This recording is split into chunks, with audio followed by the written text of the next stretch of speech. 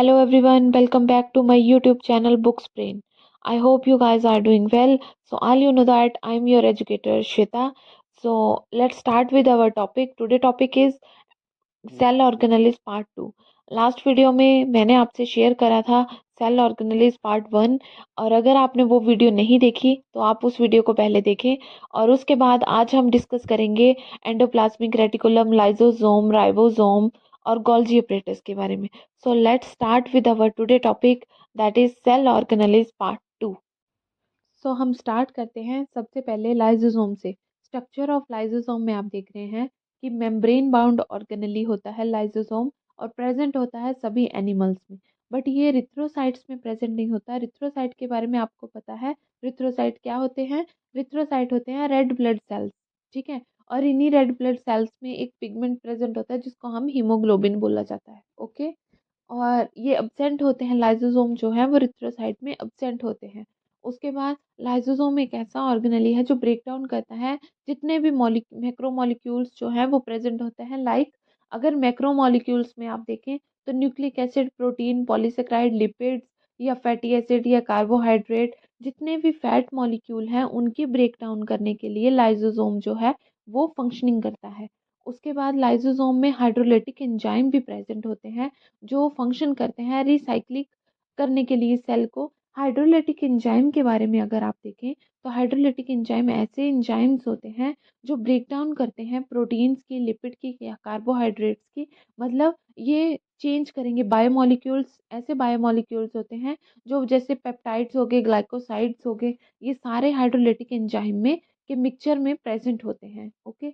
और ये डाइजेस्ट करते हैं, इंट्रासेलुलर और एक्स्ट्रा सेलुलर डाइजेशन के लिए हेल्प करते हैं। मतलब जितने भी ट्रांसपोर्ट प्रोटीन जो आउटसाइड प्रेजेंट होती हैं सेल मेम्ब्रेन के, उनको डाइजेस्ट करने के लिए, और जितने भी हाइड्रोलिटिक एंजाइम्स हैं उनकी ब्रेक डाउन करके डाइजेस्ट करते हैं। जो जो मटेरियल ये डाइजेस्ट करते हैं या मॉलिक्यूल्स डाइजेस्ट करते हैं, उसके लिए भी लाइसोसोम जो है वो हेल्प करते हैं। लाइसोसोम के फंक्शन में अगर हम देखें तो लाइसोसोम के फंक्शन में आता है कि ये डाइजेशन और रिमूवल ऑफ वेस्ट में हेल्प करते हैं। मतलब हाइड्रोलिटिक एंजाइम जो है वो वेस्टेज रिमूव करने के लिए हेल्प करते हैं और डाइजेशन के लिए भी हेल्प करते हैं। मतलब जितना भी वेस्टेज पार्ट है वो रिमूव हो जाएगा, और जितना इसको सेल जो है वो यूज़ करने के लिए रखेगा उतना जो मटेरियल है वो इसके पास रहेगा। उसके बाद आता है कि सेल मेम्ब्रेन को रिपेयर करेगा। आउटसाइड इसकी सेल के जितने भी जो मेम्ब्रेन है, सेल मेम्ब्रेन, उसको ये रिपेयर करने में हेल्प करता है। या सेल मेम्ब्रेन जो है, जिन भी सेल मेम्ब्रेन में अगर कोई डैमेज हो जाता है तो लाइसोसोम जो है वो उसको रिपेयर करने में हेल्प करता है। उसके बाद आ जाता है कि अगर कोई भी फॉरेन पार्टिकल्स जो हैं लाइक बैक्टीरिया, एंटीजेंस या वायरसेस जो हैं, वो अगर लाइसोसोम पे अटैक करते हैं, देन ये रिस्पॉन्स करता है, उनको बैक रिस्पॉन्स करता है। और ये हाइड्रोलिटिक एंजाइम्स और जो भी मेम्ब्रेन पे प्रोटीन्स जो हैं वो प्रेजेंट होती हैं, उनको डाइजेस्ट करने के करके साथ या फिर ब्रेक करने के साथ ही उनको ब्रेक डाउन कर देता है, ताकि इसकी जो लाइसोसोम को कोई भी नुकसान ना पहुंचा सके, ओके। उसके बाद आता है ये प्रोटीन सिंथेसिस। सेल की प्रोटीन सिंथेसिस करने के लिए भी लाइसोसोम जो है वो हेल्प करता है। उसके बाद आता है राइबोसोम। तो राइबोसोम्स क्या होता है? Ribosome is a complex of RNA and protein. Complex होता है आरएनए और प्रोटीन का, और इसको हम राइबोप्रोटीन भी बोला जाता है, ठीक है। उसके बाद इसमें टू सब यूनिट होती हैं। जैसे राइबोसोम्स जो है वो टू सब यूनिट से मिलके बना होता है, जिसमें आता है 70S और 80S। एक इसमें स्मॉलर यूनिट होती है और एक इसमें लार्जर यूनिट होती है। जो 70S वाला राइबोसोम्स होता है, ठीक है, उसमें ये मिलके बना होता है 50S प्लस 30S। मतलब एक इसमें लार्जर सब यूनिट होती है 50S की और स्मॉलर सब यूनिट होती है 30S की। ये प्रेजेंट होते हैं बैक्टीरिया में। जो 70S जो होता है वो प्रेजेंट होता है बैक्टीरिया में। उसके बाद अगर हम देखें तो 80S जो प्रेजेंट होता है, उसमें जो लार्ज सब यूनिट होती है वो होती है 60S की, और स्मॉल सब यूनिट होती है वो होती है 40S की। जो S है ये क्या होता है? स्वेडवर्ग यूनिट होती है। जो यूनिट होती है राइबोसोम को डिनोट करने के लिए इसको स्वेडवर्ग यूनिट बोला जाता है, तो इसलिए हम इसको डिनोट करते हैं एस से। तो ये जो 80s और 40s जो सब यूनिट होती है ये यूकैरियोटिक सेल्स में प्रेजेंट होती है। ठीक है, उसके बाद आते हैं कि राइबोसोम्स के फंक्शन क्या होते हैं।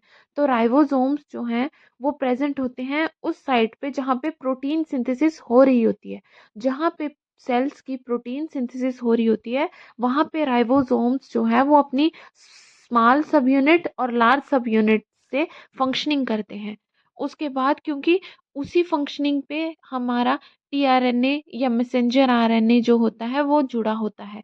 टीआरएनए के साथ पॉलीपेप्टाइड चेन भी प्रेजेंट होती है जिसके ऊपर अपर एंड में अमीनो एसिड जुड़े होते हैं, और मैसेंजर आरएनए जो है वो वहाँ पे प्रेजेंट होता है क्योंकि राइबोसोम में मैसेंजर आरएनए जो है वो एज अ टेम्पलेट जो काम करता है वो मैसेंजर आरएनए ही करता है। अगर आपको ये समझ नहीं आ रही है या आपको इसको समझने में कोई दिक्कत हो रही है तो ये चीज़ प्रोटीन सिंथेसिस के बारे में डिटेल में मैं आपसे डिस्कस करूंगी। सो इसके बारे में आप कंफ्यूज नहीं होना यहाँ पे कि मैडम किस बारे में बात करने हैं। ठीक है, अमीनो एसिड जो है उसके बाद amino acid to form protein that essential to carry out cellular function. और जब भी टीआरएनए पे जो अमीनो एसिड्स होते हैं या यहाँ पे जितने भी अमीनो एसिड जो है वो ड्यूरिंग प्रोटीन सिंथेसिस जो काम करते हैं वो जितने भी सेलुलर फंक्शन जो होते हैं उसमें हेल्प करते हैं। ठीक है, और जितनी भी प्रोटीन्स जो प्रेजेंट होती हैं सेल में उनको सिंथेसाइज करने में भी राइबोसोम्स जो हैं वो हेल्प करते हैं। उसके बाद ये टीआरएनए जो है वो प्रेजेंट होता है न्यूक्लियस के पास। ठीक है, और टीआरएनए को ये फॉलो करते हैं ताकि मतलब टीआरएनए को लेके आता है न्यूक्लियस के पास प्रेजेंट होता है टीआरएनए, बट उस टीआरएनए को ये प्रोटीन सिंथेसिस पे लेके आता है राइबोसोम जो है। ठीक है, और इसको हम राइबोसोम को प्रोटीन फैक्ट्री भी बोला जाता है क्योंकि इसमें जितनी भी प्रोटीन्स हैं वो सब सिंथेसाइज होती हैं। उसके बाद आता है गोल्जी अपरेटस। तो गोल्जी अपरेटस को गोल्जी बॉडी और गोल्जी कम्प्लेक्स बोला जाता है जिसमें कि a series of flatten stack pouches called cisternae present होते हैं। यहाँ पे पाउचेस लाइक स्ट्रक्चर जो भी आपको दिखाई दे रहे हैं उनको सिस्टर्ने बोला जाता है। ठीक है, और गोल्जी अपरेटस जो है वो हेल्प करता है ट्रांसपोर्ट करने में प्रोटीन्स के, ऑल्टरिंग करने में या पैकिंग करने में प्रोटीन्स के एंड लिपिड्स को, ताकि ये एक स्पेसिफिक जगह पे किसी भी एक स्पेसिफिक लोकेशन पे ये अपने फंक्शनिंग कर सकें जो कि सेल ऑर्गेनेली के लिए हेल्पफुल रहेंगे। ठीक है, और ये प्रेजेंट होते हैं एनिमल और प्लांट सेल दोनों में। उसके बाद फंक्शनिंग ऑफ गोल्जी अपरेटस में देखें तो गोल्जी अपरेटस जो है वो पैकेजिंग और secretion ऑफ प्रोटीन्स प्रोटीन्स के इसमें सेक्रेटरी वेसिकल जो हैं वो प्रेजेंट होते हैं जो कि प्रोटीन्स की सिक्रीशन करने में हेल्प करते हैं। और पैकेजिंग इसलिए ताकि ये एक कंपैक्ट फॉर्म में पैक फॉर्म में प्रोटीन को प्रेजेंट रखता है। मतलब जब भी प्रोटीन्स के स्ट्रक्चर बनते हैं तो उसमें प्रोटीन की जो फॉर्मेशन होती है उसमें ये पैकेजिंग फॉर्म में उसको वहाँ पे मेंटेन करके रखेगा।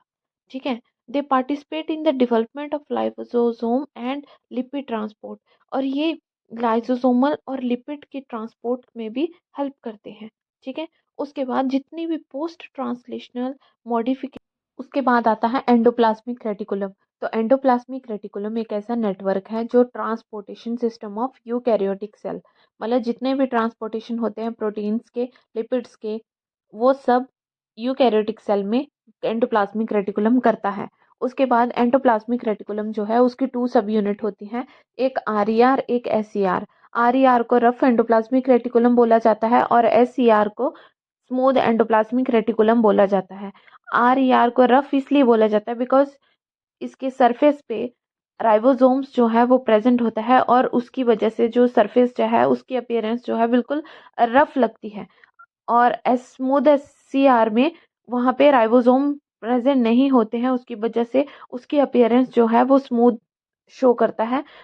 स्मूथ एंडोप्लाज्मिक रेटिकुलम में वेसिकल्स और ट्यूब्यूल्स प्रेजेंट होते हैं, बल्कि रफ एंडोप्लाज्मिक रेटिकुलम में मेम्ब्रेन इनक्लोज सैक प्रेजेंट होते हैं जिनको हम सिस्टर्ने बोला जाता है। इसके बारे में गोल्जी अपरेटस में भी आपने देखा था कि सिस्टर्ने के स्ट्रक्चर जो होता है वो एकदम से सैक्स लाइक, पाउचेस लाइक स्ट्रक्चर जो होता है वो होता है। सो सिस्टर्ने अगर आपको नहीं याद आ रहा तो आप गोल्जी अपरेटस में आप एक बार देख सकते हैं कि सिस्टर्ने की अपीयरेंस कैसी दिखाई देती है। ठीक है, उसके बाद जो एंडोप्लाज्मिक रेटिकुलम है वो प्रोटीन सिंथेसिस करने के लिए, प्रोटीन फोल्डिंग करने के लिए बहुत ज़्यादा हेल्प करता है, मेन रोल इसी में प्ले करता है ये।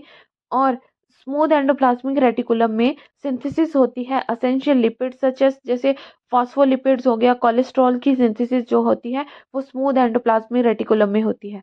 और यहाँ पे प्रोडक्शन होती है स्टेरॉयड हार्मोन्स की, और सिक्रीशन भी वहीं पे होती है। उसके बाद जो भी एंडोप्लाज्मिक रेटिकुलम जो भी कैल्शियम आयन को रिलीज करता है, वो कैल्शियम आयन जो रिलीज होके नर्वस सिस्टम और मस्कुलर सिस्टम में हेल्प करते हैं। और एंडोप्लाज्मिक रेटिकुलम जो है वो आरबीसी और स्पर्मेटोजोआ में प्रेजेंट नहीं होता है। So this is all about today topic. और अगर आपको कहीं भी कोई भी कंफ्यूजन हुआ हो और समझ नहीं आया हो तो आप मेरे को कमेंट बॉक्स में मेल मैसेज कर सकते हैं। Till then work hard, study hard और enjoy your day. Thank you.